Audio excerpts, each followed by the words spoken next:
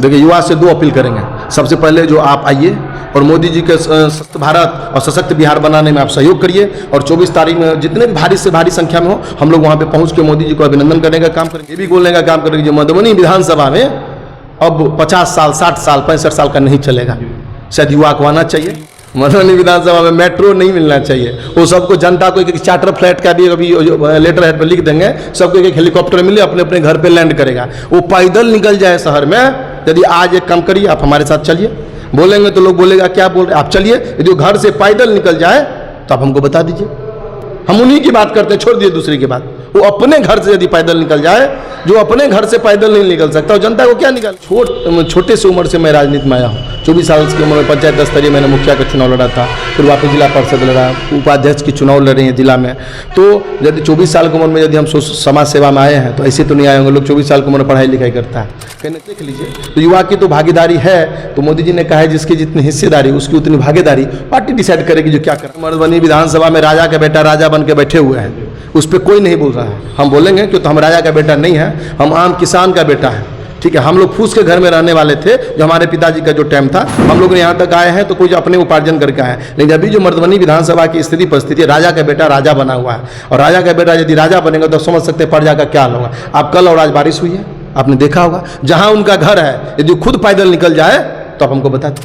अप्रैल को प्रधानमंत्री मोदी जी झंझारपुर पहुँच रहे हैं, क्या कहेंगे इस संबंध में? 24 तारीख को माननीय प्रधानमंत्री जी मधुबनी मिथिलांचल की धरती पर उनका स्वागत है।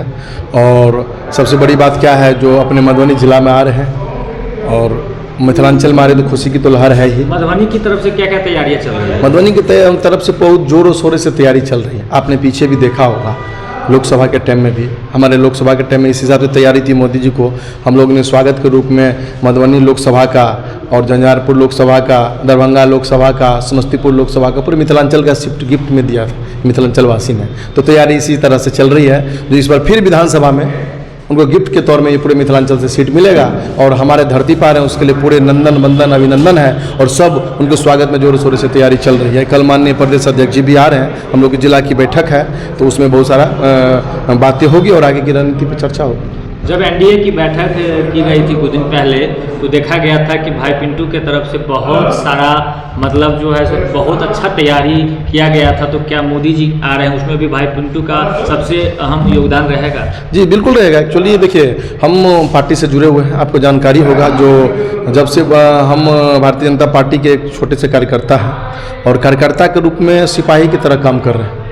आपको जानकारी होगा, जो हम कोई भी कार्यक्रम हो या पार्टी का कोई भी तरह का प्रोग्राम हो जैसे हम लोग का चलता रहता है, उसमें हम भागीदारी जोर शोर से लेते हैं। और मोदी जी की प्रोग्राम हो रही है, ये सबसे बड़ी बात, उत्साह की बात है। उसमें हम लोग से जितना भी होगा, जितने भी कार्यकर्ता है, उसे बड़े लेवल से बड़े लेवल पर जहाँ तक हो सकता है हम लोग तैयारी करेंगे, जो उनको कहीं से ये नहीं लगे जो हमारे स्वागत में कोई कमी रह गई। हम लोग जब क्षेत्र में जाते हैं तो सुनने को मिल रहा है कि मधुबनी विधानसभा से एक युवा फेस को जो है सो बीजेपी को टिकट देना चाहिए, और जिसमें आपका नाम सबसे आगे फेस चल रहा है। उनका कहना है कि नहीं, भाई पिंटू जी को जो है सो विधानसभा का चुनाव लड़ना चाहिए। इस पर आपका क्या कहना है? देखिए, इस पर हमारा कुछ भी कहना नहीं है। इसलिए नहीं कहना है क्योंकि भारतीय जनता पार्टी कार्यकर्ता की पार्टी है।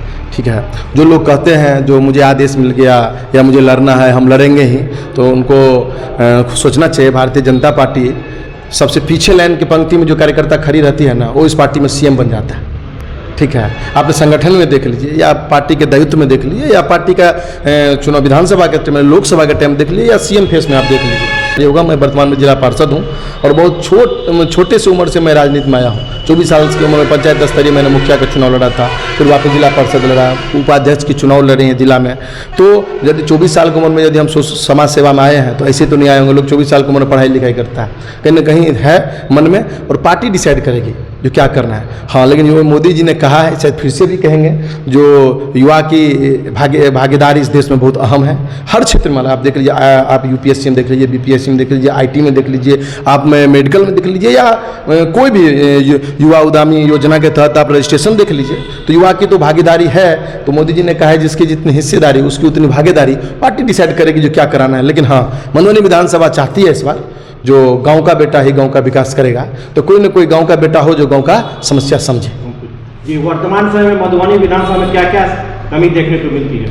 वर्तमान समय में मधुबनी विधानसभा में राजा का बेटा राजा बन के बैठे हुए हैं, उस पर कोई नहीं बोल रहा है। हम बोलेंगे कि तो हम राजा का बेटा नहीं है, हम आम किसान का बेटा है। ठीक है, हम लोग फूस के घर में रहने वाले थे जो हमारे पिताजी का जो टाइम था, हम लोग यहाँ तक आए हैं तो कुछ अपने उपार्जन करके आए हैं। लेकिन अभी जो मधुबनी विधानसभा की स्थिति परिस्थिति, राजा का बेटा राजा बना हुआ है, और राजा का बेटा यदि राजा बनेगा तो समझ सकते प्रजा का क्या होगा। आप कल और आज बारिश हुई है, आपने देखा होगा, जहाँ उनका घर है यदि खुद पैदल निकल जाए तो आप हमको बता दीजिए। तो 9 साल में क्या हुआ है? अभी लेटर पे लिखा जाता है ये हो गया, वो हो गया, ये करना वो करना। 9 साल से कहाँ थे आप? क्षेत्रीय में चल जाइए, गांव में, ग्रामीण में चल जाइए, सड़क की स्थिति देख लीजिए, शहर की स्थिति देख लीजिए ना।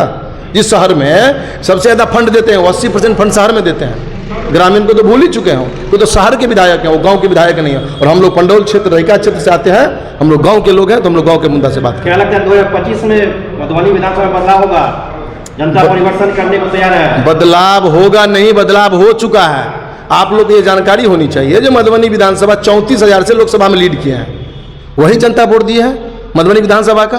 और आपको जानकारी होगा, जब मधुबनी विधानसभा के जो मधुबनी के विधायक हैं, उनके बूथ पे भी हमने, हमारे माननीय लोग नरेंद्र मोदी जी के अपना लोग जनता के प्यार आशीर्वाद, माननीय अशोक यादव जी का जनता का प्यार आशीर्वाद आपको देखने को मिला होगा। उनके बूथ पे 44, 50, 60 वोट नहीं पूरा है। तो जिनके बूथ पे वोट नहीं मिला है, अब विधानसभा की बात तो बोलना ही नहीं चाहिए। और क्योंकि हम लोग 34,000 से लीड किए हैं मधुबनी विधानसभा। विधानसभा में नगर विधायक ने मेट्रो को लेकर उठाए कि मधुबनी को मेट्रो मिलना चाहिए, तो क्या कहना चाहते हैं? मधुबनी विधानसभा में मेट्रो नहीं मिलना चाहिए। वो सबको, जनता को एक चार्टर फ्लाइट का भी अभी लेटर हेड पर लिख देंगे, सबको एक हेलीकॉप्टर मिले, अपने अपने घर पे लैंड करेगा। वो पैदल निकल जाए शहर में।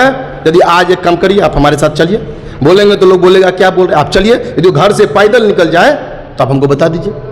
हम उन्हीं की बात करते, छोड़ दिए दूसरी की बात। वो अपने घर से यदि पैदल निकल जाए, जो अपने घर से पैदल नहीं निकल सकता, जनता को क्या निकालेंगे? और एक बात और भी हम बता देते हैं, आप ग्रामीण क्षेत्र में चलिए, जहाँ मुखिया हो, जिला पार्षद हो, समिति ने हर गांव में मैक्स टू मैक्स, ये नहीं बोलेंगे 100%, ढलैया, करंजा, किसी जो भी हुआ काम किया है। और उतना पानी आज गाँव में भी नहीं लगता जितना शहर में लगा, शहर डूबा हुआ है। आप देख लीजिए, आप भी हम वीडियो दिखा सकते हैं। आप युवा हैं, युवाओं से क्या अपील करेंगे 24 अप्रैल को मोदी जी के आगमन को लेकर के? देखिए, युवा से 2 अपील करेंगे। सबसे पहले जो आप आइए और मोदी जी के सशक्त भारत और सशक्त बिहार बनाने में आप सहयोग करिए। और 24 तारीख में जितने भी भारी से भारी संख्या में हो, हम लोग वहाँ पे पहुँच के मोदी जी को अभिनंदन करने का काम करेंगे। साथ में ये भी बोलने का काम करेंगे, जो मधुबनी विधानसभा में अब 50 साल, 60 साल, 65 साल का नहीं चलेगा। शायद युवा को आना चाहिए, युवाओं को ही आगे आना होगा। क्या लग रहा है इस बार एनडीए के झोली में मधुबनी के 10 सीट जा रहा है? 10 के 10 सीट, यदि 12 होता तो 12 भी चल जाता, तो 8 ऑलरेडी पहले से है। तो 2 सीट है मधुबनी विधानसभा, ऑलरेडी हम लोग लीड है 34,000 से। अब डाटा पे बात कर लीजिए, मुंह से नहीं बोल रहे हैं, डाटा है हमारे पास। लोकसभा में हम लोग जीते हुए हैं, तो विधानसभा में हम तो ऑलरेडी जीते हुए हैं। इसीलिए आपको छटपटाहट दिख रही होगी, इसलिए कहीं कुछ सोचना नहीं है। मधुबनी विधानसभा से भारतीय जनता पार्टी चुनाव लड़ रही है, और ये सीट माननीय मोदी जी के, नीतीश कुमार जी के, माननीय अशोक यादव सांसद जी के झोली में जा रहा है। चलिए, बहुत बहुत धन्यवाद।